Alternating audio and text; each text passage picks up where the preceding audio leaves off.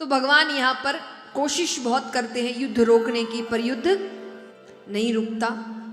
महाभारत का युद्ध होता है, हम सभी जानते हैं अंत में क्या हुआ। पांडवों की जीत हुई और कौरवों की हार हुई। भगवान अब सबसे मिलकर जा रहे हैं, तो भगवान गांधारी माता से भी मिलने गए। गांधारी माता कौन थी? कौरवों की माता। तो भगवान उनके पास जाते हैं, तो वो दुखी तो है पर भगवान से थोड़ा क्रोधित भी है। वो कहती है तुम चाहते तो ये युद्ध रोक सकते थे, पर तुमने नहीं रोका, और तुम खड़े थे इसीलिए वो जीत गए। तुम नहीं होते तो उनमें से एक नहीं बचता। देखिए, हम कितनी बार अपनी गलती पर ध्यान नहीं देते और दूसरों की गलतियां निकालते हैं। भगवान तो बहुत देर बाद आए। अगर दुर्योधन के माता पिता ने ध्यान दे दिया होता तो इतनी कहानी ही नहीं होती। आज गांधारी माता के लिए कहा जाता है कि उन्होंने धृतराष्ट्र देख नहीं सकते थे, गांधारी माता तो देख सकती थी ना। अगर वो कह सकते कि मैंने बच्चों की गलतियां नहीं देखी क्योंकि वो अंधे थे, पर ये तो पट्टी उतार सकती थी, उन्होंने भी पट्टी पहन कर रखी। तो असर ये हुआ कि उनके बच्चों ने ऐसी हरकतें कर दी। इसीलिए गलतियों पर पट्टी मत बांधिए आंखों पर, क्योंकि आपको लग सकता है हम गलती को ढक रहे हैं। आप तो ढक लेंगे, आपके जाने के बाद कौन ढकेगा, पर उसकी तो आदत गलती करने की रह जाएगी। और दुनिया ऐसी है कि वो इतनी सी गलती को इतना बड़ा बनाती है।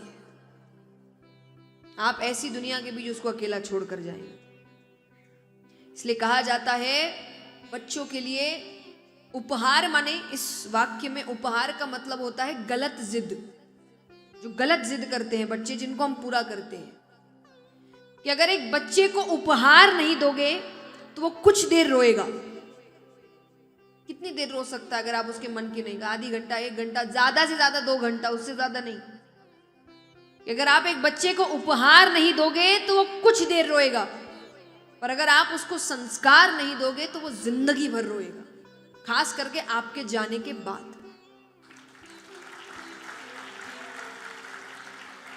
तो मैं हमेशा कहती हूँ माता पिता के लिए, जो कहते हैं ना कि माता पिता कई ने कन्यादान कर दिया या शादी कर दी तो ये बस जीवन सफल हो गया, गंगा नहा लिया। नहीं,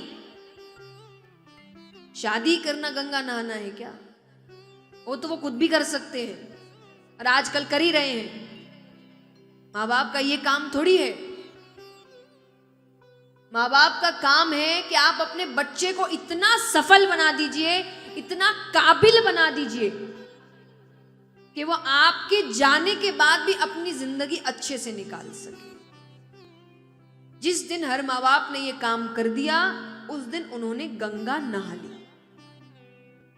तो ये दोनों के लिए, चाहे लड़का है कि लड़की, उनको काबिल बनाइए।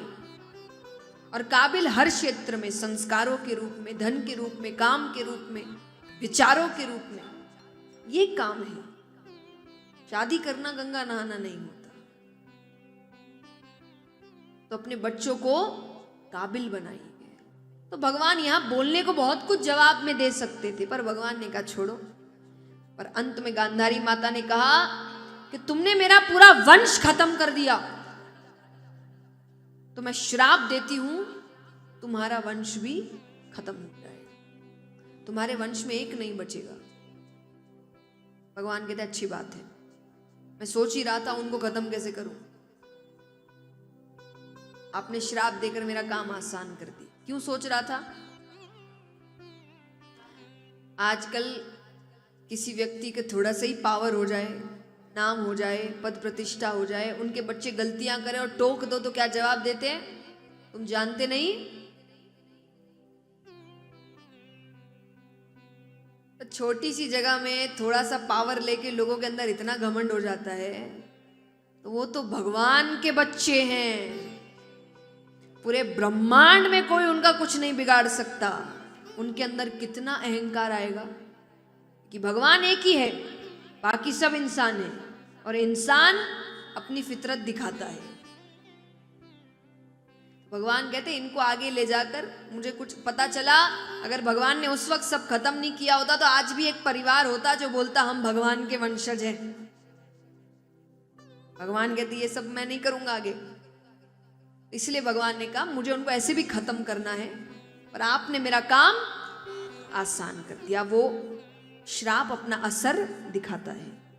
यहाँ पर पुत्र पौत्र इत्यादि सब खेल रहे थे, तो उसमें से एक ने एक स्त्री का वेश बनाया, अपने पेट के आगे कुछ कपड़े लगाए और दूर एक स्थान पर बड़े बड़े ऋषिगण, गर्ग ऋषि, कौंडल्य ऋषि, दुर्वासा ऋषि सब बैठे हैं।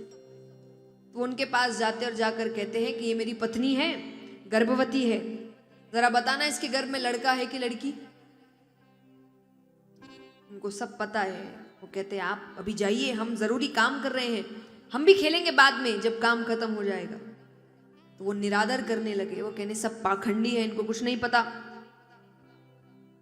भगवान ने योग माया को आदेश दिया कि जाकर ऋषियों के मस्तक पर बैठो। अरे उनको गुस्सा आना चाहिए, इसी चीज का डर था भगवान को कि कोई वो गलत हरकत भी कर रहे हैं तो वो कुछ बोल नहीं रहे, क्योंकि वो जानते ये किसके बच्चे हैं। तो भगवान ने कहा उसको गुस्सा आना चाहिए। जैसे योग माया ऋषियों के मस्तक पर बैठती है, उनको जो क्रोध आता है, क्रोध में आकर उन्होंने कहा कि जिस गर्भवती स्त्री का तुमने वेश बनाया है उसी गर्भ की जगह एक लोहे का मूसल निकलेगा और वो ही तुम्हारे पूरे वंश को खत्म करेगा। बच्चे डर गए, पेड़ के पीछे जाते हैं, कपड़े हटाते हैं। सच में गर्भ के आगे जो कपड़े लगाए थे उसकी जगह एक लोहे का मूसल निकला है। बाबा उग्रसेन जी के पास गए तो उन्होंने एक बड़ा सा पत्थर रखा था एक नदी के पास, उस पर उसको घिसते हैं। घिसते घिसते घिसते इतना सा टुकड़ा बचता है। उनको लगा इतना सा टुकड़ा क्या बिगाड़ लेगा, उसको पानी में फेंक दिया। उसको एक मछली ने निगल लिया। अब यहां पर बच्चों के लिए कहा गया कि बच्चे इत्यादि सब मदिरा पान करते हैं, होश में नहीं है, लड़ाई कर रहे हैं। लड़ाई करते किसी एक ने तलवार निकाल ली, एक ने निकाली, दूसरे ने निकाली, सब एक दूसरे को मारने लगे। उन्होंने ही एक दूसरे को खत्म कर दिया। उसमें बलदाऊ भैया भी बीच में आए थे, उनकी मृत्यु भी। अब बचे कौन, वंश में कौन बचा, कृष्ण। उनको भी अब जाना ही है। तो सबसे मिलकर गए, सबसे, नंद बाबा, यशोदा मैया, देव की माता, वसुदेव जी, गोपियां, उद्धव जी। देव की माता ने कहा अभी तक मैं तुम्हारे लिए जीवित थी, तुम जा रहे हो तो मेरे 6 बच्चे वापस करो, कि तुम्हारी लीला के कारण वो मरे हैं। तो भगवान वो 6 बच्चे वापस लेकर आते हैं। उद्धव जी ने कहा अभी तक तो धर्म की रक्षा आप कर रहे थे, अब कौन करेगा।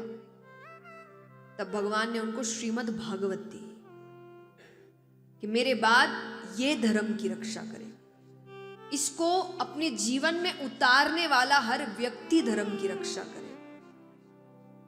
भगवान चले गए। अब भगवान एक पेड़ के नीचे लेटे हुए हैं और पेड़ की जो पत्तियां हैं वो पूर्ण रूप से भगवान को ढक कर रखी, यानी भगवान दिख नहीं रहे किसी को, सिर्फ उनके पैरों की मणि चमक रही है। अब वो मछली जिसने वो अंतिम हिस्सा निकला था उसको एक शिकारी पकड़ता है, उसको काटता है, उसमें से वो हिस्सा निकलता है। उस हिस्से को धार करके वो अपने तीर के आगे लगाता है। वही शिकारी सामने से जा रहा है। हिरण की आंख चमकती है, वो मणि चमक रही है। शिकारी को लगा पत्तियों के पीछे, उसने वो ही तीर निकाला। लीला है कि भगवान को तीर लगा और मृत्यु हुई, वरना कौन सा तीर भगवान को मार सकता है। उसने वही तीर निकाला। तीर सीधा भगवान के पैरों पर जाकर लगता है। अब भगवान खड़े होते हैं। खड़े हुए तो वो रोने लग गया। अब वो कहे कि आपको मैंने मारा, मेरी वजह से आप छोड़कर जाएंगे सबको। भगवान कहते तुमने नहीं मारा, मैंने तुमसे ये करवाया। क्यों करवाया? बोले राम अवतार में मैंने तुम पे पीछे से वार किया था तो तुम बड़े नाराज हुए थे। गलती थी मेरी, मैंने पीछे से वार किया। किस पर किया था भगवान ने वार? बाली। भगवान कहते इस अवतार में तुमने पीछे से वार कर दिया, मैं देख नहीं रहा था, हो गया हिसाब बराबर। मैं किसी का उपकार ऊपर लेकर नहीं जाना चाहता, मैं सारे हिसाब यहीं बराबर कर कर जाऊं। मैंने तुमको मारा, तुमने मुझको मार दिया। सभी देवी देवता आते हैं और भगवान को अपने साथ लेकर चले जाते हैं।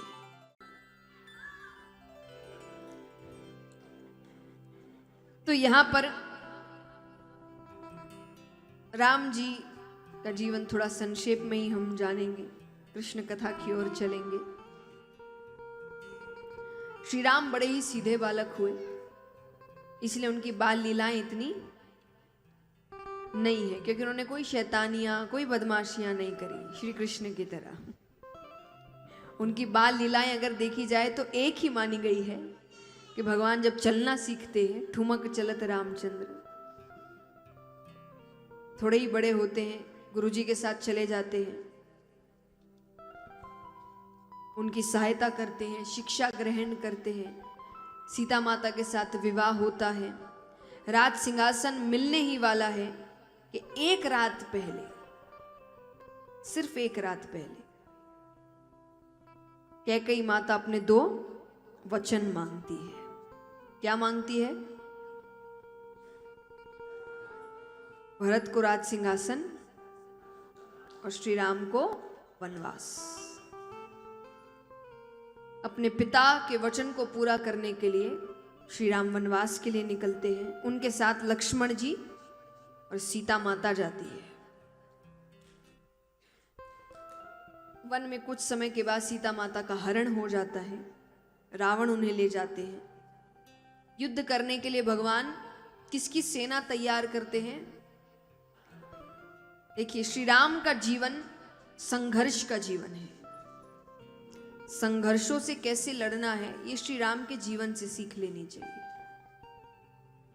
कैसे जब पूरी दुनिया तुम्हें मिलने वाली थी और एक रात पहले जो था वो भी छिन गया, जो मिलने वाला था वो तो नहीं मिला, पर जो था वो भी छिन गया, फिर भी मुस्कुराते रहे।